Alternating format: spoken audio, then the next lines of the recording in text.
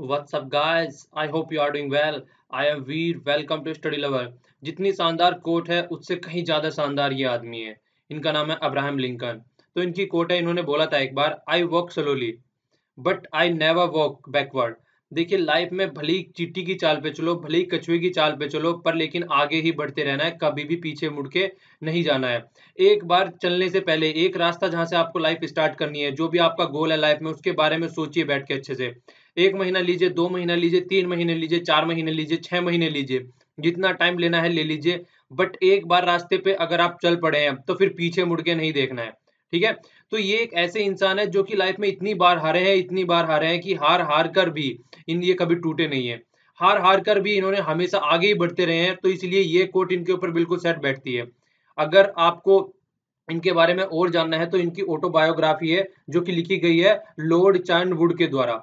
वो काफी अच्छी ऑटोबायोग्राफी है, अगर उसको आप पढ़ेंगे तो काफी कुछ आप लोगों को सीखने को मिलेगा। ऐसे इंसान की ऑटोबायोग्राफी आप लोगों को हमेशा पढ़नी चाहिए। ये हो गए महात्मा गांधी जी हो गए, इन लोगों की ऑटोबायोग्राफी पढ़ने से आपको बहुत कुछ सीखने को मिलेगा यार। लाइफ में आप अपनी लाइफ को एक डायरेक्शन दे सकते हैं। तो कोशिश करें कि हमेशा ऐसे इंसानों से रिलेटेड कोई भी बुक अगर आप लोगों को मिले तो हमेशा आप लोगों को पढ़नी चाहिए वो। ठीक है। आज 8th में है, देख लेते हैं हमको कौन से द हिंदू के आर्टिकल डिस्कस करने हैं। आर्टिकल के डिस्कस करने हैं आज, तो आपका रिवीजन डे आप लोग बोल सकते हैं, क्योंकि जितने भी आर्टिकल है सारे मैक्सिमम कई कई बार हम लोग डिस्कस कर चुके हैं। तो आप लोगों का एक रिवीजन टाइप में हो जाएगा यहाँ पे आज। ठीक है ना। तो आइए देख लेते हैं अब, बारी बारी से एक एक आर्टिकल का रिवीजन करते हैं। देखिए, ये वाला फर्स्ट आर्टिकल है, एनपीए से रिलेटेड है। एनपीए से रिलेटेड जो मैंने आप लोगों से अभी ये न्यूज एनालिसिस वाली वीडियो में भी हम लोगों ने डिस्कस किया था, और ये एडिटोरियल में भी डिस्कस कर चुके हैं, तो 2-3 बार ये आर्टिकल आ चुका है इससे रिलेटेड। तो देखिए, सबसे पहले तो अभी ऑर्डिनेंस लेके आई है हमारी गवर्नमेंट। वो ऑर्डिनेंस जो लेके आई है वो रेगुलेटिंग जो एक्ट है, रेगुलेटिंग एक्ट 1949। तो रेगुलेटिंग एक्ट में इसमें अमेंडमेंट किया गया है with the help of ordinance. तो ऑर्डिनेंस किसके तहत आता है? ऑर्डिनेंस आता है आर्टिकल 123। तो ऑर्डिनेंस लेके आई है। ऑर्डिनेंस के बारे में मैंने आप लोगों से क्वेश्चन भी पूछा था, तो इसकी वैल्यू कितनी होती है मैक्सिमम? तो मैक्सिमम वैल्यू भी आप लोगों ने आंसर में दी थी, तो 6 महीने प्लस 6 वीक। 6 महीने इसलिए होती है क्योंकि किसी भी पार्लियामेंट के 2 सेशन के बीच में जो मैक्सिमम टाइम हमारे कॉन्स्टिट्यूशन में रखा गया वो 6 महीने होगा। ठीक है ना। उसके आने के बाद में फिर 6 वीक तक वो सस्टेन रह सकता है, उसके बाद में इसको पास करना है, पर हटाया इसको किसी भी टाइम जा सकता है। ठीक है। तो ये चीजें हम लोगों ने डिस्कस की थी, तो ये इसका मैक्सिमम टाइम हो गया। तो जो ऑर्डिनेंस लेके आई है, इस ऑर्डिनेंस के तहत क्या किया जा रहा है, जो एनपीए हम उस दिन से जिक्र कर रहे हैं, एनपीए का इकोनॉमिक सर्वे के लेक्चर में भी, और जब से एनपीए एनपीए हो रहा है, ये एनपीए को किस तरीके से टैकल किया जाए, या बैड लोन आप लोग बोल सकते हैं, जिससे रिटर्न वापस नहीं मिलता है। मान लीजिए बैंक से आपने लोन ले लिया, लोन लेने के बाद में जिसका रिटर्न आप नहीं देख पा रहे हैं, तो वो एनपीए हो जाता है। तो ये ऑर्डिनेंस जो निकल के आ रहा है, 2 तरीके के एनपीए हैं। ठीक है ना। एक तो हो गया वो विलफुल डिफॉल्टर। विलफुल डिफॉल्टर मतलब एक तरीके के मालविया टाइप के लोग जो कि अपनी मर्जी से, जिन्होंने जानबूझ के काम किया है, उनको बोलते हैं विलफुल डिफॉल्टर। तो पैसा लेके भाग गए, तो बैंकों का पैसा लेके भागे, एक तो वो हो गया एनपीए। दूसरा एनपीए हो गया जो हमने जिक्र किया था, twin balance sheet problem, economic survey के लेक्चर में। देखिए, कल मैंने इकोनॉमिक सर्वे के 2 वीडियो अपलोड किए हैं, आप लोग वो देख सकते हैं, क्योंकि यार इकोनॉमिक सर्वे जो होता है वो गवर्नमेंट का डॉक्यूमेंट होता है। तो चाहे वो यूपीएससी हो, चाहे वो एसएससी हो, और खासकर चाहे बैंकिंग हो, बैंकिंग में तो बहुत ज्यादा है। इससे इतने सारे क्वेश्चन आते हैं, डायरेक्ट इनडायरेक्ट वे में मैक्सिमम क्वेश्चन जो इकोनॉमिक्स के आते हैं वो इकोनॉमिक सर्वे से उठा लिए जाते हैं, क्योंकि करंट का भी रहता है और कॉन्सेप्ट भी रहता है उसमें। तो मैं सारे लगभग इस वीक में मैं सारे चैप्टर लगभग कंप्लीट कर दूंगा इकोनॉमिक सर्वे के। कल मैंने 2 लेक्चर अपलोड किए हैं इकोनॉमिक सर्वे के, और अब तक उसमें टोटल 11 चैप्टर कंप्लीट कर चुका हूँ। 3 चैप्टर और बचे हुए हैं, 3 चैप्टर में कोशिश करूंगा मैक्सिमम कि इस वीक में तीनों चैप्टर खत्म कर दिए जाए। ठीक है। क्योंकि फिर आपके आरबीआई ग्रेड बी ऑफिसर का एग्जाम भी आ रहा है, और भी कई सारे एग्जाम है। तो इसलिए कोशिश करिए कि वो सारे लेक्चर सुन लीजिए। सारे लेक्चरों का जो लिंक है, मैं आज से हर वीडियो के हर वीडियो के नीचे डिस्क्रिप्शन बॉक्स में आप लोगों को मिल जाएगा। तो आप लोग कोशिश करें कि वहां से चीजें ज्यादा देख लिए, क्योंकि वहां पे चीजें एक्सप्लेनेशन जो दिया गया है बिल्कुल उसी के फोकस से दिया गया है। ठीक है। यहाँ पे तो ओनली पॉइंट्स आ जाते हैं बीच बीच में, पर वहां पे सारा एक्सप्लेनेशन अच्छे से किया गया है। ठीक है। तो जो दूसरे तरीके का एनपीए होता है, वो एक तरीके से ट्विन बैलेंस शीट वाला होता है, जो हम लोगों ने पूरा इकोनॉमिक सर्वे में एक चैप्टर डिस्कस किया था। तो होता क्या है यहाँ पे, एक तरीके तो बैंक जैसे लोन देता है किसी भी इंडस्ट्री को, या कोई ब्रिज बनाना है, रोड बनाना है, तो वो उस तरीके से एक तरीके से पॉलिसी पैरालिसिस आप लोग कह सकते हैं, डिसीजन नहीं लिया जाता है वहां पे, कि पता चला प्रॉब्लम, मतलब डिसीजन न लेने की वजह से जो प्रोजेक्ट चल रहा है वो अटक जाता है। तो एक तरीके से पैरालिसिस डिसीजन और एडमिनिस्ट्रेशन की वजह से बहुत सारी प्रॉब्लम ऐसी हो जाती है कोई प्रोजेक्ट ढंग से वर्क नहीं कर पाता। जब प्रोजेक्ट वर्क नहीं करेगा तो जिस इंसान ने लोन ले रखा है वो लोन कैसे वापस करेगा, ठीक है। तो एक इस तरीके से एनपीए बन जाता है, ये एक प्रॉपर प्रोसेस में एनपीए बनता है, ठीक है। ये तो लेके भाग जाते हैं वो वाला एनपीए बनता है, तो ये प्रॉपर प्रोसेस में एनपीए बनता है। तो इस वाले का तो कोई सोल्यूशन नहीं है। देखिए आदमी का कब दिमाग खराब हो जाए, कब मूड खराब हो जाए, उसके बारे में कुछ बोला नहीं जा सकता है। पर इस वाला एनपीए जो सेकंड वाला एनपीए है, इसको रिकवर करने के लिए, इसको टैकल करने के लिए ये इसमें अमेंडमेंट किया गया है। जो रेगुलेटिंग एक्ट 1949 है जिसमें अमेंडमेंट किया गया है, वो सेकंड वाले एनपीए को टैकल करने के लिए इसमें अमेंडमेंट किया गया है। ये बात आप लोगों को याद रखनी है, ठीक है। अब इसको टैकल करने के लिए अमेंडमेंट किया गया ताकि इसको रिकवर किया जा सके। हम लोगों ने देखा था कितना कितना लाख करोड़ जो है आज की डेट में एनपीए बना हुआ है, तो किस तरीके से उसको टैकल किया जाए, एक तो ये बात हो गई। इसके अलावा क्या बात है, देखिए सारा जो मैक्सिमम है, ये जो पब्लिक सेक्टर बैंक है ना हमारा, मैक्सिमम उनके ऊपर पड़ा हुआ है सारा लोन, ठीक है ना। ये सारा जो बैड लोन पड़ा हुआ है मैक्सिमम पब्लिक सेक्टर बैंकों के ऊपर है, और मैक्सिमम पब्लिक सेक्टर बैंकों के है, तो इसीलिए गवर्नमेंट को और ज्यादा प्रॉब्लम होती है कि देखिए प्राइवेट वाले अगर लोन देते हैं तो सोच समझ कर लोन देते हैं, अच्छे से जांच पड़ताल करके लोन देते हैं, तो उनको लोन देने का प्रोसेस थोड़ा डिफरेंट है। लेकिन जब गवर्नमेंट के द्वारा लोन देने की बात आती है तो अपने सगे संबंधियों को या किसी को भी उठा के लोन दे दिया जाता है उस तरीके से। तो यहाँ पे जो लोन देने का प्रोसेस है वो थोड़ा सा आप लोगों ने देखा होगा, मतलब थोड़ा-सा हल्के हाथों से लोन दे देते हैं यहाँ पे उठा के। इसी वजह से यहाँ पे एनपीए जो मैक्सिमम जो है वो पब्लिक सेक्टर बैंकों में देखने को मिल रहा है। तो इसके अलावा ये तो एक प्रोसेस हो गया जिसके तहत आरबीआई को पावर दे दी जाएगी। पावर दे दी जाएगी क्या? पावर दे दी गई है। क्योंकि ऑर्डिनेंस का मतलब होता है इमीडिएट इफेक्ट से उसको इम्प्लीमेंट करने के लिए ही ऑर्डिनेंस लेके आ जाता है। तो आरबीआई को पावर दे दी गई है कि अब जो है जो बैंकों के जो एनपीए हैं, उन पे ये फोकस रख सकता है कि कहाँ-कहाँ, किस-किस बैंक का कितना एनपीए बन रहा है। हालाँकि ये मूव क्रिटिसाइज़ भी किया गया था कई आर्टिकल में कि यार आरबीआई जो होता है एक रेगुलेटर का काम करता है, ठीक है? तो अगर वो इतने छोटे-छोटे से इश्यू में झाँक के देखेगा कि कौन बैंक क्या कर रहा है, अगर यहाँ तक ये छोटी-छोटी बातों पे भी आरबीआई ध्यान रखेगा, तो जो एक बड़ा रोल होता है वो आरबीआई वो नहीं कर पाएगा।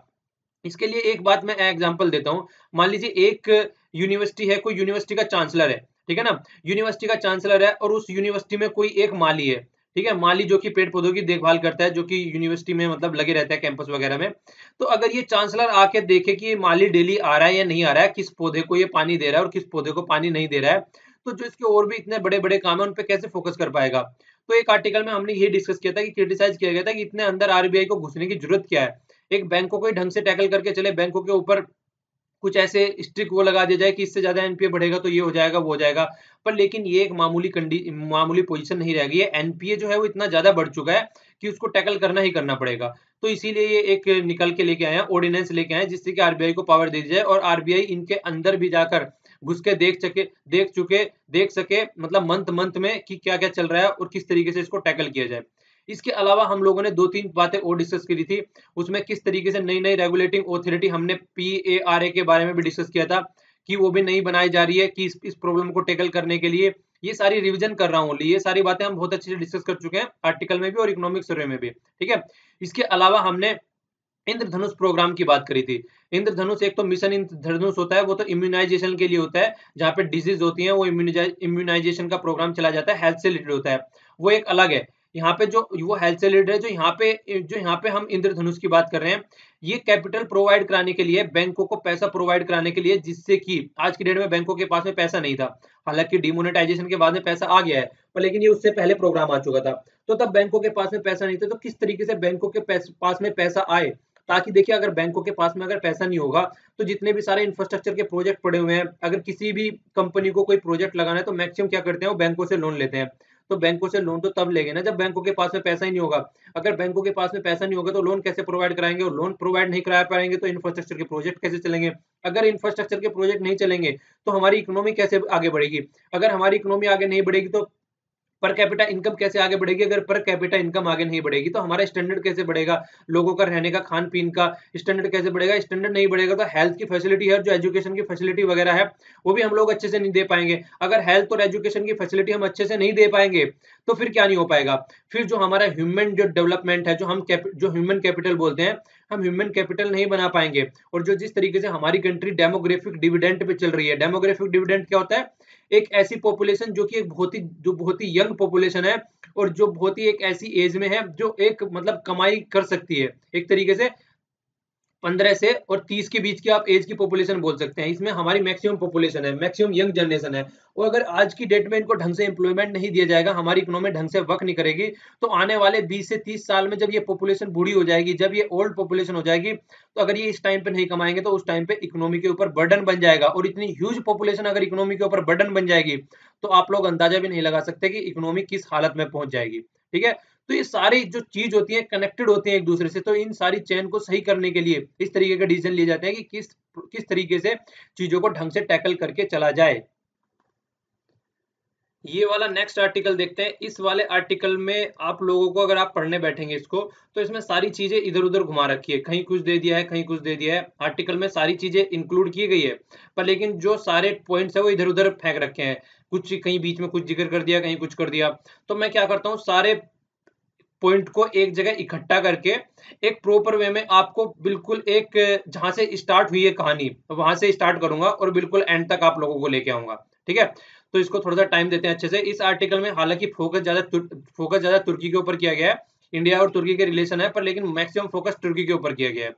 तो स्टार्ट कहां से करते हैं, स्टार्ट करते हैं थोड़ा सा पहले से स्टार्ट करते हैं। ठीक है ना, तो ये तुर्की के आज की डेट में प्रेसिडेंट कह लो, इनको महामहिम कह लो, जो भी कह लो, तुर्की के यही है, एर्दोगन, जो कि हमारे देश की विजिट पर आए हुए थे। ठीक है ना, तो हुआ क्या था, देखिए अभी इनका कुछ दिनों पहले जो यहाँ की आर्मी है, आर्मी ने इनका तख्ता पलट करने की कोशिश की थी। ठीक है ना, तो इनका तख्ता पलट करने की कोशिश की थी, एक कूप टाइप का हुआ था, तो इनको एक तरीके से हटाने की कोशिश की गई थी। अगर दोनों का बेस देखा जाए, जिस तरीके से एर्दोगन है और प्राइम मिनिस्टर मोदी जी का भी बेस देखा जाए, तो दोनों बहुत ही मतलब एक तरीके से मार्जिनल कंडीशन में से निकल के आए हैं। जिस तरीके से हमारे प्रेसिडेंट चाय बेचते थे, कुछ इसी तरीके की कंडीशन इनकी भी थी। तो दोनों इसी तरीके की कंडीशन, ये सारे आर्टिकल जो भी बातें यहाँ पे बोलूंगा, सारी बातें आर्टिकल में लिखी हुई है। ठीक है, अपने पास से कुछ नहीं बोलूंगा मैं। तो ये दोनों इसी तरीके कंडीशन से निकल के आए, गरीब कंडीशन से निकल के आए। तो जब ये प्रेसिडेंट बने हुए हैं, मतलब पहले प्राइम मिनिस्टर थे, अब ये प्रेसिडेंट है, तो हुआ क्या था, तो कूप होने की कोशिश की, तो वहां पे क्या हुआ, इनको तख्ता पलट करने की कोशिश की गई। तो उस टाइम पे किसी तरीके से ये बच गए। तो जितने भी आदमी थे, लगभग 1 लाख से ज्यादा आदमी आज की डेट में जेलों में पड़े हुए हैं। तो फिर इस तरीके की कंडीशन हुई। अब यहाँ से चीजें स्टार्ट होती हैं। इन्होंने सोचा कि अगर इस तरीके की कंडीशन चलती रही, तो आगे आने वाले टाइम में फिर ऐसी ही सिचुएशन बन सकती है। तो इन्होंने क्या किया, एक रेफरेंडम चलाया इन्होंने। तो उस रेफरेंडम के तहत इन्होंने क्या करने की कोशिश की गई, कि जो हमारी यहाँ पे जो इनका जो एक तरीके से पार्लियामेंट्री फॉर्म गवर्नमेंट थी, जिस तरीके से इलेक्शन हमारे यहाँ पे होते हैं, वो सारे काम यहाँ पे भी हो रहे थे, उसको इन्होंने प्रेसिडेंट की फॉर्म में चेंज करने की कोशिश की गई इनके द्वारा। ठीक है, कोशिश की गई क्या, हालांकि सक्सेसफुल भी हो गए आज की डेट में। अभी चीजें रिफॉर्म आने वाले हैं, आने वाले 2 सालों में लगभग। तो ये क्या बोला गया यहाँ पे, इन्होंने जो प्रेसिडेंट फॉर्म से, जो पार्लियामेंट फॉर्म की गवर्नमेंट थी, मतलब जिस तरीके से हमारे यहाँ पे पार्लियामेंट के इलेक्शन होते हैं, एमपी चुन के जाते हैं, ऐसी ही गवर्नमेंट थी। अब इसको प्रेसिडेंट फॉर्म की गवर्नमेंट बना दिया इन्होंने, रेफरेंडम कराया, रेफरेंडम में ये जीत गए। ठीक है ना, तो उस रेफरेंडम के तहत पहले तो इनके ये टर्की के साथ में टर्की के जो रिलेशन थे, एक बार पहले मैप भी आप लोग देख लीजिए, तो फिर क्लियरिटी रहेगी। पहले ये वाला मैप आप लोग देखिए, ये वाला मैप में यहाँ पे टर्की हो गया ये। ठीक है ना, एक टर्की को एक तरीके से ये भी बोला जाता है, ये यहाँ पे एक गेटवे भी बोला जाता है इसको। टर्की के थ्रू ही आदमी जो होता है, अगर रोड के थ्रू जाता है, तो यहाँ पे पहुंचता है यूरोप में। ठीक है ना, तो वो चीज भी हम लोगों ने डिस्कस की थी, किस तरीके से यूरोप वाले टर्की को पैसे देते हैं, ताकि जो रिफ्यूजी हैं सीरिया से, इराक वाले पोर्शन से, या फिर ईरान से, यहाँ से कोई भी रिफ्यूजी आगे ना जा सके। कहाँ से होके कैसे जाते हैं, ये हम लोगों ने देखा था। ये देखिए यहाँ पे इस्तानबुल है यहाँ पे। ठीक है ना, तो यहाँ पे ये अपना रोक लगा रखी है उन्होंने, जिससे कि आदमी आगे ना जा पाए। तो जब ये रेफरेंडम करने गए, तो बहुत सारे आदमी इनकी टर्की वाली कंट्री के, बहुत सारे आदमी यूरोप में रहते हैं। ठीक है ना, तो इन्होंने क्या सोचा कि यूरोप में भी जाके यार अपना कैंपेन चलाते हैं, अपने जो प्रचार करते हैं। तो ये फ्रांस में भी गए, जर्मनी में भी गए, इनके आदमी प्रचार कर रहे थे वहां पे। तो फ्रांस, जर्मनी, कई सारी कंट्री ऐसी थी जिन जो चिढ़ हो गई। क्यों, क्योंकि यार कल को अगर पाकिस्तान में इलेक्शन होने जा रहा है, रेफरेंडम होने जा रहा है, और वो आके हमारी कंट्री में प्रचार करने लगे, तो हमारी सिचुएशन खराब हो जाएगी। तो इसी तरीके से इन्होंने उनके रेफरेंडम को बैन कर दिया। तो इनके रेफरेंडम को इन्होंने बैन कर दिया, तो तुर्की वालों को, दो तुर्की के जो प्रेसिडेंट है, उनको गुस्सा आ गया। उन्होंने बोला कि मैं आपकी हेल्प करता हूँ, और मैं कोई भी रिफ्यूजी होता है वहां पे आने नहीं देता हूँ, सबको यहाँ पे रोक लेता हूँ, और अगर मैं वहां पे रेफरेंडम कर रहा हूँ तो आप मेरा साथ नहीं दे रहे हैं। तो इस चीज को देखते हुए तुर्की ने चेतावनी दे डाली कि मैं यहाँ पे जो ये ब्लॉक लगा रखा है, मैं उसको हटा दूंगा, और आपके यहाँ पे रिफ्यूजी की बाढ़ आ जाएगी, जिससे कि आप सब लोग डरते हैं, रिफ्यूजी रिफ्यूजी चिल्लाते रहते हैं 24 घंटे। ठीक है, तो रिफ्यूजी की बाढ़ आ जाएगी आपके वहां पे, फिर आप लोग क्या करेंगे। तो इन सब चीजों के लेते हुए जो तुर्की के रिलेशन है वो यूरोप के साथ में लगभग खराब हो चुके हैं, ठीक है ना। हालांकि ये आर्टिकल भी हमने कई बार डिस्कस किया था, जिसमें बोला गया था कि ये तुर्की को बहुत महंगा पड़ सकता है, ठीक है। पर लेकिन जब आदमी अपनी पागल मतलब पागलता के चरम सीमा पर होता है, तब उनको समझ में नहीं आता है क्या सही है क्या गलत है, ठीक है। तो इस तरीके की सिचुएशन बनती है।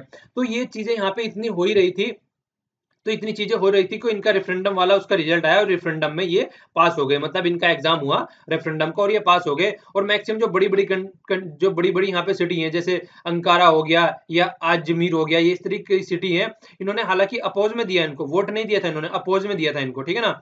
पर फिर भी लगभग 51% से ही जीत गए, ठीक है। तो लगभग 51 49 ने हालांकि अपोजिट में थे लगभग, तो 51 से जीत गए। अब इनके पास में जो पावर आ गई है, ठीक है, ये सारी बातें आर्टिकल में डिस्कस कर रही है, ये आर्टिकल में लिखी हुई है। अब जो इनके पास में पावर आ गई है उसके तहत 2019 से लेके 2019 से लेके लगभग 2 साल मतलब 10 साल लगभग 2029 तक ये अब यहाँ पे प्रेसिडेंट बने रह सकते हैं। पार्लियामेंट्री फॉर्म को चेंज करके प्रेसिडेंट फॉर्म की गवर्नमेंट बनाएंगे। इसके अलावा जो जज हैं, जज भी लगभग आधे से ज्यादा जज जो है खुद नियुक्त करेंगे। जब ये जज खुद नियुक्त करेंगे तो क्या रहेगी, सारी पावर इनके हाथ में रहेगी। तो इनके हाथ में पावर रहेगी, तो एक तरीके से जो सेपरेशन ऑफ पावर, देखिए अगर ये प्रेसिडेंट फॉर्म गवर्नमेंट बनाने जा रहे हैं तो वो यूएसए वाली गवर्नमेंट एक तरीके से आप लोग ले सकते हैं। यूएसए में बहुत ही जबरदस्त कॉन्सेप्ट है सेपरेशन ऑफ पावर का, मतलब एक दूसरे में जो हमारे एग्जीक्यूटिव होते हैं, जो हमारी लेजिस्लेटिव होती है और जो हमारी जुडिशरी होती है। जो लेजिस्लेटिव होती है वो रूल बनाती है, एग्जीक्यूटिव जो ये रूल बनाती है उनको इंप्लीमेंट करती है, और जुडिशरी जब रूल बन जाता है उसको देखता है कि वो कॉन्स्टिट्यूशन के हिसाब से है नहीं है। तो अगर तीनों इनके हाथ में रहेंगी तो तीनों अलग अलग नहीं रहेंगी, तो तीनों अलग अलग नहीं रहेंगी तो जो ये रूल बनाएंगे जिस तरीके से चाहेंगे उस तरीके से इंप्लीमेंट करेंगे, और जुडिशरी तो उसमें टांग अड़ा ही नहीं सकती है, क्योंकि सारी जुडिशरी को अब यही देखेंगे। इस तरीके का काम हो गया। इसके अलावा जो प्राइम मिनिस्टर की पोस्ट थी वो इन्होंने गायब कर दी है, ठीक है। जो अपोजिशन वाले हैं, मीडिया वाले हैं, वो सब जेल में पड़े हुए हैं। तो एक तरीके से ऑटोक्रेटिक रूल आप लोग इनको बोल सकते हैं कि ये ऐसे पावर में आ जाएंगे कि अब इनको कोई हिलाने वाला नहीं है, ठीक है। तो इस तरीके कंडीशन इनकी बन जाएगी। तो ये एक इसके हिसाब से ये यहाँ पे अपना इतना काम ये कर चुके हैं, तो अब इनका यूरोप के साथ में रिलेशन खराब हो चुके हैं। तो ये अपनी विजिट के लिए पाकिस्तान में भी गए, ठीक है ना। पाकिस्तान के ये बहुत ही अच्छे आप लोग बोल सकते हैं दोस्त हैं। ये हमेशा पाकिस्तान में जाते हैं तो उनको सपोर्ट करते हैं और बोलते हैं कश्मीर का वाला जो इशू है, पाकिस्तान को बोलते हैं कि हम आपके इसमें साथ देंगे और यूएन का मीडिएशन होना चाहिए। जबकि इंडिया हमेशा ये कहती है कि हमारा बायलैटरल इशू है, हम इसको अपने आप सॉर्ट आउट करेंगे। इन्होंने कभी भी उसका फेवर नहीं किया, ठीक है ना। तो अभी क्या हुआ अब यहाँ से आगे की स्टोरी जो चलती है, अब इंडिया पिक्चर में आ जाता है। अभी ये हमारी इंडिया की विजिट पे आने वाले थे, ठीक है ना। तो उससे पहले ही इंडिया ने क्या किया, इनके दो कंट्री के साथ में रिलेशन सही नहीं है, ये जो इनके पड़ोस में रहते हैं। एक तो है अर्मानिया और दूसरा है साइप्रस। तो अर्मानिया और साइप्रस दोनों के साथ में इनके रिलेशन अच्छे नहीं है। तो जैसे ही इंडिया की विजिट पे आने वाले थे, तो हमने अपने वाइस प्रेसिडेंट को यहाँ पे भेज दिया, ठीक है ना। और ऊपर से इनकी विजिट के जस्ट थोड़े ही दिन पहले, 2 दिन पहले ही हमने साइप्रस के प्रेसिडेंट को हमारे यहाँ पे बुला लिया। तो जिस कंट्री के साथ में इनके रिलेशन अच्छे नहीं है, उन कंट्री को हमने अपने साथ में बुला लिया। और साइप्रस का जैसे मैं आप लोगों को 3-4 बार पहले भी बता चुका हूँ, साइप्रस 1974 से लेके साइप्रस का जो ये ऊपर वाला भाग है, जो आप लोगों को ये ऊपर वाला भाग दिख रहा है, ये टर्की के कंट्रोल में है। तो जब से टर्की के कंट्रोल में है साइप्रस का ऊपर वाला भाग, और जबकि नॉर्थ साइप्रस का जो लीडर है यहाँ का और साउथ साइप्रस का जो लीडर है, ये दोनों चाहते हैं कि ये साइप्रस मिलके एक कंट्री हो जाए, पर लेकिन टर्की इसको छोड़ने के लिए तैयार नहीं है। तो साइप्रस के जो लीडर है, प्रेसिडेंट यहाँ पे है, उन्होंने कई बात बोली। वो बोले कि हम चाहते हैं कि हमारा साइप्रस एक हो जाए और इंडिया हमारा इसमें साथ दे। इंडिया हमेशा साइप्रस का साथ देता है, पहले भी अगर कोई भी बात होती है तो साइप्रस के साथ खड़ा रहता है। तो टर्की थोड़ा इसलिए भी चिढ़ता है। तो टर्की के प्रेसिडेंट के जस्ट थोड़े ही दिन पहले हमने साइप्रस को बुलाया और उनको बोला कि हम आपके साथ हैं और हम हर हालत में आपका साथ देंगे। दूसरी कंट्री होगी आर्मेनिया। यहाँ पे वर्ल्ड वार के टाइम पे बहुत सारे आदमी मारे गए थे और वो सारा काम जो किया गया था कहीं ना कहीं तुर्की की वजह से हुआ था, ठीक है ना। तो ये भी बहुत ज्यादा चिड़े हुए हैं इनसे। तो दो कंट्री होगी, एक तो ये और दूसरी साइप्रस, दोनों ही जिससे तुर्की के रिलेशन अच्छे नहीं है, हमने उनको अपने यहाँ पे बुलाया। क्यों बुलाया? वो इसीलिए बुलाया ताकि जो तुर्की है वो हमेशा क्या करता है, हमेशा इंडिया के अपोज में खड़ा हुआ मिलता है। एनएसजी में ले लो, एनएसजी में ये क्या करते हैं, हमेशा पाकिस्तान को बोलते हैं कि पाकिस्तान को भी साथ में लेके आओ एनएसजी में, इंडिया को मतलब वहां पे जाने की जरूरत नहीं है। और एक तरीके से बोला ये जाता है कि एक तरीके से पाकिस्तान को मतलब सपोर्ट किया जाता है, क्योंकि यार एक तरीके से ये अपना जो फॉर्म गवर्नमेंट बनाने जा रहे हैं ना, वो कहीं ना कहीं इस्लामिक स्टेट की तरफ को ज्यादा टिल्टेड हो रहे हैं, मतलब अपने को एक तरीके से इस्लामिक कंट्री बनाने की तरफ को ये चल रहे हैं, ठीक है। तो इस तरीके की बातें कर रहे हैं यहाँ पे। दूसरा देखिए, हम लोगों ने बोला था यूएन में जो सीट होती है ये वहां पे इंडिया को सपोर्ट करते हैं। एक तरफ तो यहाँ पे इंडिया को सपोर्ट करते हैं और दूसरा कोफी जो हमने जिक्र किया था, जो कोफी मेंबर ग्रुप है, वहां पे कोफी मेंबर ग्रुप है तो तुर्की उसका मेंबर है।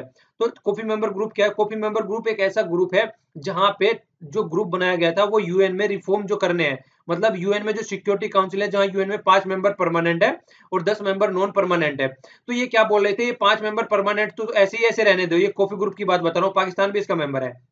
इनका क्या एजेंडा है? ये चाहते हैं कि ये 5 मेंबर परमानेंट के परमानेंट रहे, पर लेकिन जो 10 मेंबर है इनको बढ़ा के 20 कर दिया जाए। तो 20 कर दिया जाए तो मैक्सिमम आदमी को रिप्रेजेंटेशन यहाँ पे बढ़ जाएगा। तो ये कॉफी मेंबर ग्रुप ये चाहते हैं, ये कॉफी मेंबर ग्रुप ये नहीं चाहते कि 5 परमानेंट मेंबर को बढ़ा दिया जाए।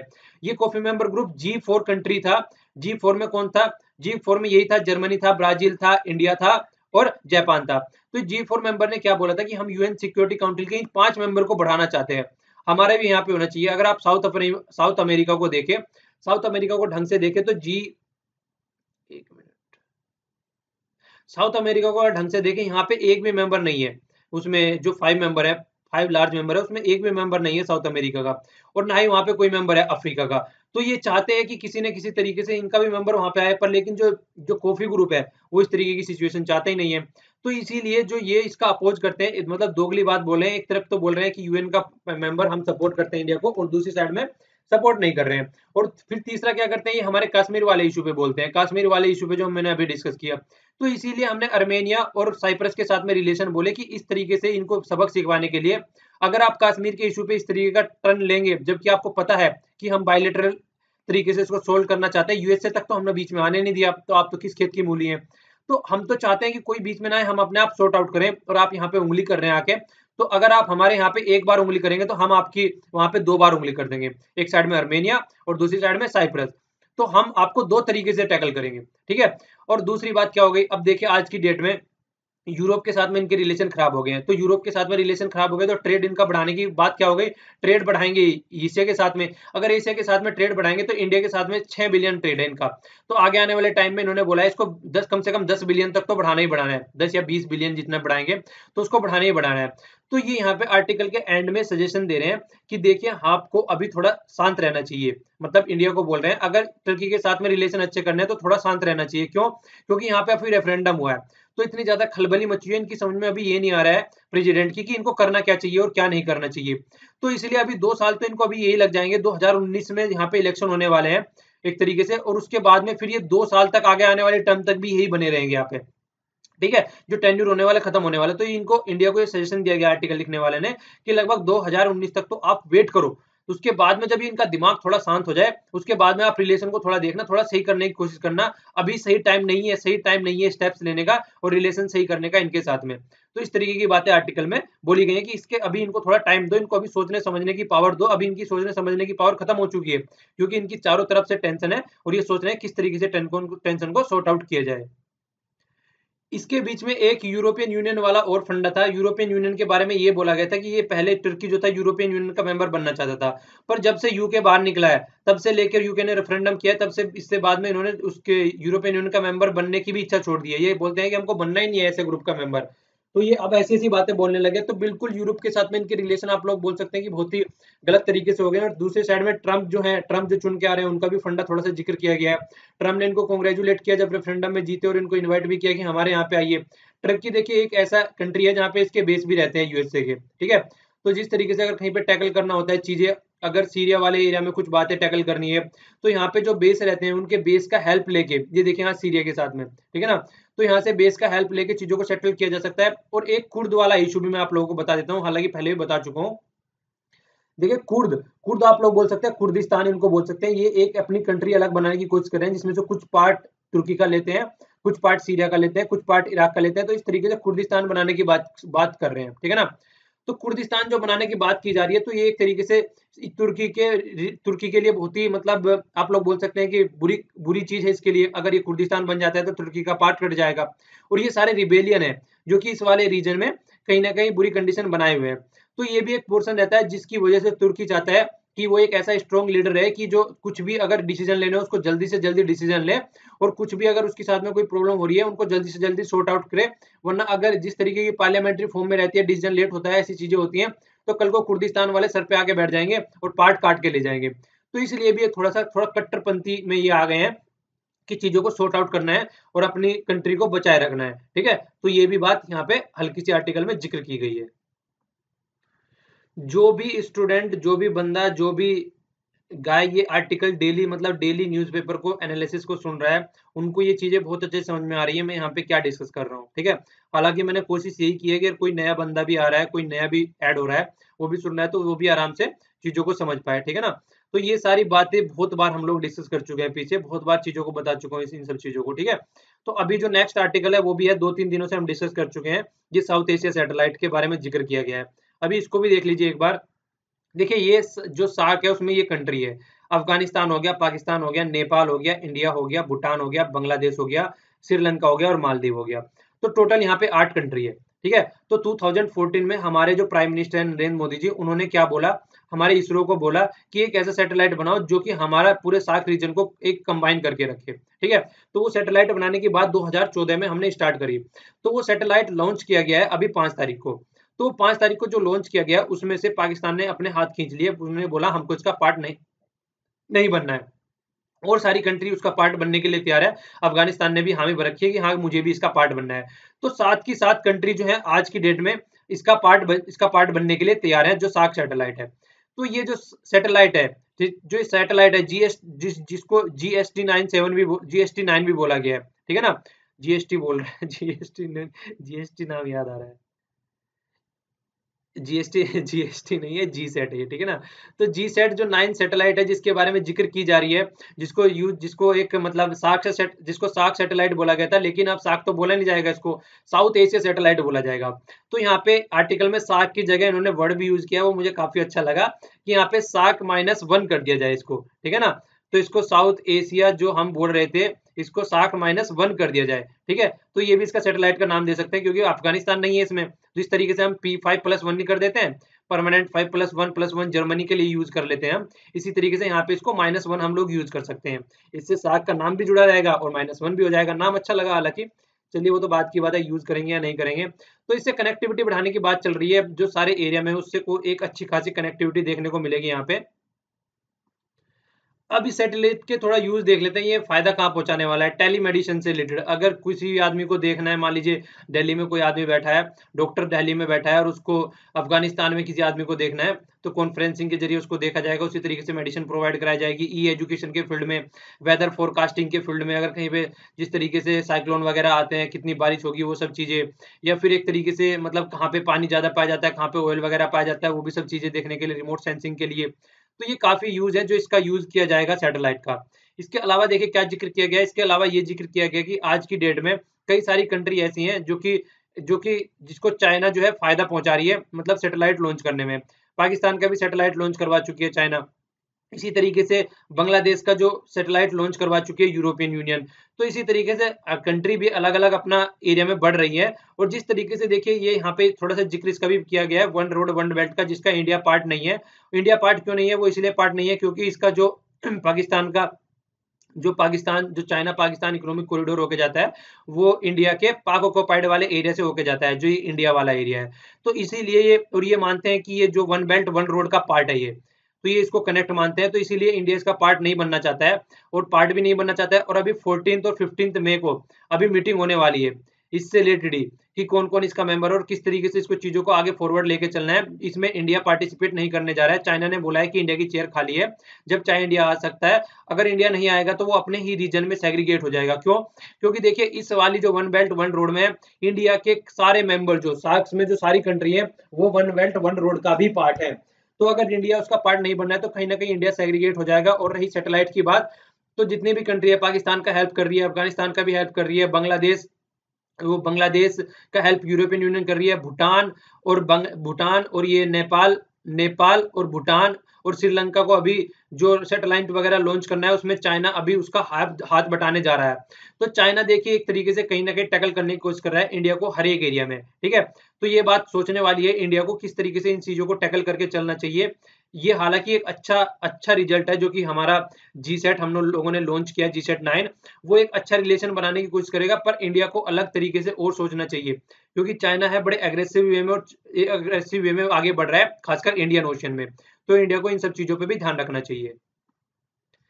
ये नीचे वाला आर्टिकल जो है इसमें जॉइंट इंडियन आर्म फोर्स जो है मतलब सारी आर्म जो हमारी इंडियन नेवी है, इंडियन एयर फोर्स है या आर्मी है, तो सबको किस तरीके से साथ मिलके काम करना चाहिए, तो उसके बारे में आर्टिकल है। ये आर्टिकल भी हम लोगों ने डिस्कस किया था। तो इस वाले आर्टिकल में क्या चीजें बताई गई हैं, इस वाले आर्टिकल को इस तरीके से डिस्कस किया गया कि 2006 में हमने इसी तरीके की एक, आप लोग बोल सकते हैं इसी तरीके की एक जॉइंट इंडियन आर्म फोर्स की मीटिंग वगैरह बुलाई थी, और इस तरीके की हमारे यहाँ पे एक गाइडलाइन निकल के आई थी 2006 में कि किस तरीके से इनको साथ मिलकर काम करना है।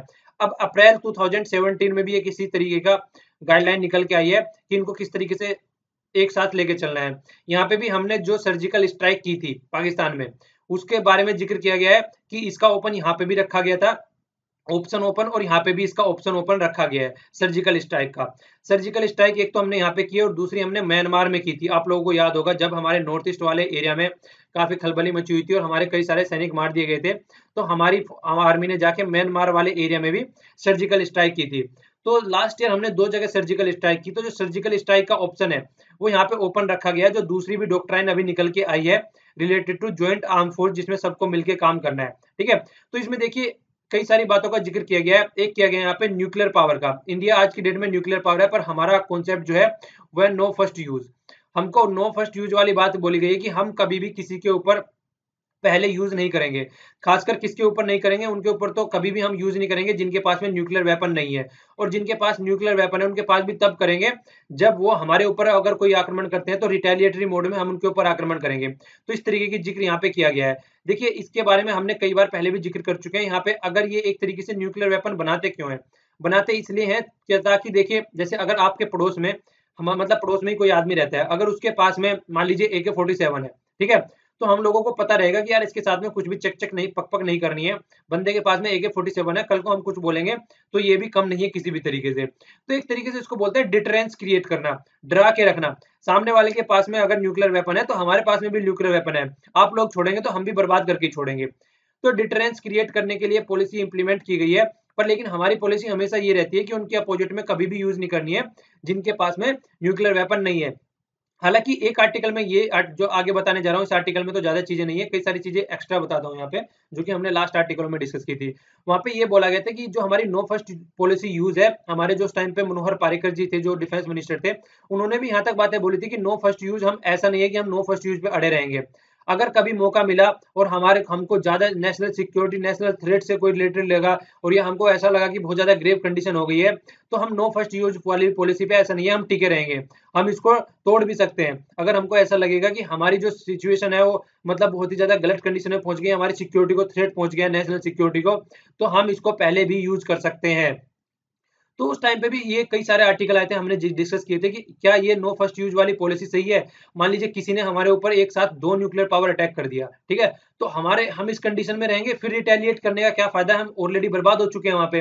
तो नो फर्स्ट यूज पॉलिसी वाली कभी ना कभी हमको ट्रबल में भी डाल सकती है। इस वाले ये तरीके के आर्टिकल भी हमने डिस्कस किए थे। हमको नो फर्स्ट यूज पॉलिसी क्यों रखनी है जब दूसरी कंट्री को ही रखनी है। यूएसए कभी नहीं कहता है कि मैं नो फर्स्ट यूज करूंगा, पाकिस्तान कभी नहीं कहता है मैं नो फर्स्ट यूज करूंगा। तो जब कोई कंट्री सामने वाली इस पॉलिसी पे अड़ी हुई नहीं है तो हम क्यों इस पॉलिसी पे अड़े हुए हैं। हमको ये पॉलिसी ओनली तब तक रखनी चाहिए और उन कंट्री के साथ में रखनी चाहिए जो इस पॉलिसी को फॉलो करते हैं, क्योंकि वही कंट्री सही है ना। अगर नो फर्स्ट यूज वाली पॉलिसी रहेगी तो कोई भी यूज नहीं करेगा, तो ये अच्छी बात है। पर लेकिन जब बहुत सी कंट्री ऐसी है नो फर्स्ट यूज वाली पॉलिसी पे अपना टिकी नहीं है, तो हम क्यों टिक रहे हैं। कल को अगर किसी ने हमारे ऊपर छोड़ दिया तो हम उस सिचुएशन में रह जाएंगे कि हम उनको रिटेलिएट करें। तो ये सारी भी सोचने वाली बात है। ये सारे हमने पिछले आर्टिकल कुछ डिस्कस किए थे, उसमें ये सारी बातें भी हम लोगों ने डिस्कस की थी कि हमको ये सोच समझ के चलना चाहिए कि नो फर्स्ट यूज पॉलिसी पे हमको डिटरेंस क्रिएट करना एक अलग बात है, पर लेकिन कब तक डिटरेंस क्रिएट करना है तो उसके बारे में सोचना चाहिए थोड़ा। बहुत ज्यादा हो गया यार, बोलते बोलते सांस चढ़ गया। चलिए आगे चलते हैं। इसके अलावा हम देखिए क्या बात करने की है, जो ज्वाइंट डॉक्ट्राइन बनाने की बात चल रहा है वो तो सही है अपनी जगह। इसके अलावा हम चीफ डिफेंस जो बनाने की बात कर रहे हैं, एक चीफ पोस्ट बनाने की बात कर रहे हैं, जो कि एयरफोर्स, नेवी और आर्मी सबके ऊपर एक पोस्ट हो। उसके बाद हम कई बार उसके बारे में हम कई बार जिक्र कर चुके हैं कि हमको ये किस तरीके की पोस्ट क्रिएट करनी है, जो कि सारी फोर्सेस में एक सिंक्रोनाइजेशन बना सके, ठीक है ना। तो इसको क्या बोला गया था, इसको चीफ ऑफ डिफेंस स्टाफ बोला गया था, ठीक है ना, CDS बोला गया था इसको। कंबाइंड डिफेंस सर्विसेज नहीं, चीफ ऑफ डिफेंस स्टाफ। तो ये अलग ये सर्विस रहेगी। तो अगर जैसे कि हमारी आर्मी है, नेवी है, एयरफोर्स है, तो सबको मिला के एक साथ वर्क कराया जा सकता है। तो कहीं ना कहीं ये भी इसके अंदर जो ज्वाइंट डॉक्ट्राइन निकल के आ रही है 2017 अप्रैल वाली है, तो इसके अंदर ये भी बोला गया है कि कहीं ना कहीं इसके ऊपर भी फोकस हमको देके चलना चाहिए। सारी चीजें साथ में चलेंगी तो फायदेमंद रहेगा। देखिए बिल्कुल ऐसे ही है जिस तरीके से हमने साइंस वाला आर्टिकल डिस्कस किया था। साइंस वाले आर्टिकल में स्पार्क नाम की जो एक ऑर्गेनाइजेशन है उसका जिक्र किया था कि स्पार्क बनाना है हमको, जिसके अंदर जितने भी डिपार्टमेंट है वो सारे उसके अंडर रहेंगे, और एक वही डिपार्टमेंट डायरेक्ट मिनिस्ट्री को जाके इन्फॉर्म करेगा। ये बिल्कुल ऐसी है जिस तरीके से इसरो है, इसरो जो रहती है डायरेक्ट प्राइम मिनिस्टर से कांटेक्ट करती है। तो देखिए कितने अच्छे से वर्क कर रही है। तो इसीलिए बोला गया था कि साइंस के जो सारे डिपार्टमेंट है उनको भी अगर एक जगह कंबाइन इकट्ठा कर दिया जाए और डायरेक्ट जाकर प्राइम मिनिस्टर को अप्रोच करे तो वो ज्यादा बेटर रहेगा। इसी तरीके का हमने देखा था कि जो हमारे जितने भी जो नेशनल वाटरवेज है या हाईवेज है, रोडवेज है, उनकी भी एक न्यूट्रल एजेंसी बनाने की बात चल रही थी कि वो भी डायरेक्ट जाके प्राइम मिनिस्टर को अगर रिपोर्ट कर रही है।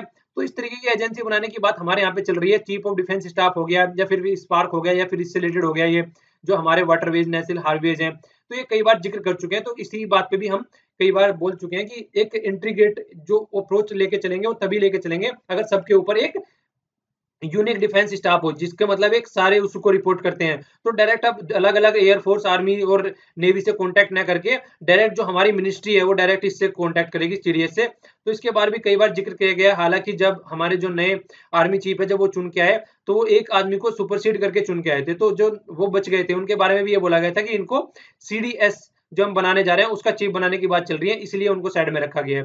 हालांकि देखिए वो बातें बातें रह गई, अभी कुछ उससे सामने निकल के नहीं आया, वो एक अलग बात है। चलिए वो सब बातें हैं, जो भी बोल सकते हैं। अब देखिए आगे क्या होता है, वो सोचने वाली बातें हैं बाद में। अब ये नेक्स्ट वाला आर्टिकल दिल्ली में अभी पोल हुए थे जो एमसीडी के हैं उससे रिलेटेड है, लोकल, उसके बारे में जिक्र किया गया है। आज मंडे है, तो मंडे में ये एडिटर वाला लेटर आता है, कौन कौन इनको लेटर लिखता है उसके बारे में बताते हैं। और यहाँ पे एक बिग कोई बुक और मूवी का जिक्र किया गया है, ऐसे ही कोई इंपॉर्टेंट नहीं लगी है मुझे, ठीक है ना। ये वाला बिल्कुल उल्टा सीधा सा आर्टिकल था, मतलब बुक है कोई, उसके ऊपर कोई मूवी वगैरह ऐसा जिक्र किया गया है। ये वाला आर्टिकल अब अच्छे से देखते हैं हम थोड़ा सा। वेनेजुला के बारे में ये आर्टिकल में जिक्र किया गया है। पहले वेनेजुला को देख लेते हैं, वेनेजुला पड़ता कहाँ पे है। ये हो गया यहाँ पे वेनेजुला, ठीक है। ये वेनेजुला पड़ गया यहाँ पे। तो वेनेजुला का थोड़ा सा आप लोगों को बेसिक से बताता हूँ चीजें, जिससे कि आप लोगों को समझ में आ जाए। देखिए कुछ दिनों पहले तक वेनेजुला को ये माना जाता है, कुछ दिनों पहले तक क्या, वेनेजुला को माना ही जाता है, वेनेजुला में बहुत ज्यादा है पेट्रोलियम का रिजर्व है, ठीक है ना। जो पेट्रोलियम प्रोडक्ट है उसका रिजर्व है वेनेजुला में बहुत ज्यादा है। और मैक्सिमम जो यहाँ पे क्या हुआ था कुछ दिनों पहले, जो जितने भी पेट्रोलियम रिजर्व है वो प्राइवेट से हटा के गवर्नमेंट के हाथ में ले लिए गए, ठीक है ना। गवर्नमेंट के हाथ में प्राइवेट जो रिजर्व आ गया, तो उस टाइम पे जो पेट्रोल का प्राइस चल रहा था वो लगभग $100 पर बैरल चल रहा था, ठीक है ना। तो उस टाइम पे एक बल्ले बल्ले वाली सिचुएशन थी। तो सारे जो पेट्रोलियम के रिजर्व है वो गवर्नमेंट ने अपने हाथ में ले लिए। वो किस लिए लिए गए, वो इसलिए लिए गए ताकि जो वेनेजुला में जितने भी प्रोग्राम है वो सारे, जो सोशल सिक्योरिटी स्कीम होती है, एजुकेशन से रिलेटेड हो गई, हेल्थ से रिलेटेड हो गई, या फिर एम्प्लॉयमेंट प्रोवाइड कराने वाली बात हो गई, या फिर खाना पीने वाले, या फिर रहने की मतलब घर वगैरह प्रोवाइड कराने वाली बात हो गई, मतलब पॉपुलेशन को सारी जो फैसिलिटी प्रोवाइड करानी है, उसके लिए पैसा कहाँ से आएगा, पैसा यहाँ से आएगा कि तेल बेचा जाएगा, और तेल से जितना पैसा आएगा निकल के उसको सोशल सिक्योरिटी स्कीम में इंप्लीमेंट किया जाएगा। तो जब तक ये चक्र चलता रहा, जब तक ये चक्र चलता रहा कि पैसा यहाँ से तेल से अच्छा आ रहा है और सारी सोशल सिक्योरिटी स्कीम में इंप्लीमेंट करने की बात चल रही है, तब तक ये चक्र चलता रहा, तब तक तो सब खुश थे। यहाँ के पॉपुलेशन भी अच्छी थी काफी, यहाँ पे गरीबी जो थी, गरीबी घट के काफी नीचे आ गई एज कम्पेयर टू पहले टाइम के कंपेयर में। तो सारी चीजें सही चल रही थी, पॉपुलेशन भी यहाँ की जो थी, वो सिटीजनशिप भी यहाँ के थे, वो एंजॉय कर रहे थे। पर लेकिन जैसे ही आप लोगों ने देखा 2014-15 में ये डॉलर का प्राइस घट के, ये लगभग घट के वेनेजुला में $17 से $18 पे आ गया, 20 भी लगा लीजिए, तो 1/5 हो गया, ठीक है ना। 20 पंजे 100, 1/5 हो गया। अगर 1/5 भी यहाँ पे हो जा रहा है, तो जितनी सोशल सिक्योरिटी की स्कीम यहाँ पे प्रोवाइड करा रहे थे, अब उनके लिए पैसा कहाँ से आएगा, वो तो सारी तराई तराई माम होना स्टार्ट हो जाएगा यहाँ पे। तो वही काम होना स्टार्ट हो गया, जैसे ही डॉलर के, जैसे ही पेट्रोल के प्राइस नीचे गए, तो इनकी इकोनॉमी जो है वो गड्ढे में जाना स्टार्ट होगी। और जो इन्फ्लेशन है वो इतना ज्यादा बढ़ गया, आप लोग काउंट नहीं कर सकते हैं। हमारे यहाँ पे 4 से 5 अगर इन्फ्लेशन जाता है, 10 डबल डिजिट में इन्फ्लेशन जाता है, तो हम लोग यहाँ पे रोने लगते हैं, हमारे जो इकोनॉमिस्ट है वो चिल्लाने लगते हैं कि इन्फ्लेशन हो गया, इन्फ्लेशन हो गया। पर लेकिन वेनेजुला में ये बोला जा रहा है कि लगभग 700% 2017 में इन्फ्लेशन रहेगा 700%, समझ रहे हो, डिजास्टर्स कंडीशन हो चुकी है, और 2000% बोला जा रहा है नेक्स्ट ईयर इन्फ्लेशन हो जाएगा। इसका मतलब इनकी करेंसी किसी काम की नहीं रही है। करेंसी के बारे में मैंने आप लोगों को एक बात और बोली थी, यहाँ पे भी डिमोनेटाइजेशन किया गया था, डिमोनेटाइजेशन किया गया था करेंसी का आप लोग नीचे कमेंट बॉक्स में नाम लिखिए इसका, डिमोनेटाइजेशन जिस टाइम पे मैंने बोला था। और वेनेजुला जो है कितनी कंट्री के बॉर्डर को टच करती है ये भी बताइएगा, बहुत ही ज्यादा न्यूज में। संडे वाले दिन हमने इसका आर्टिकल डिस्कस किया था।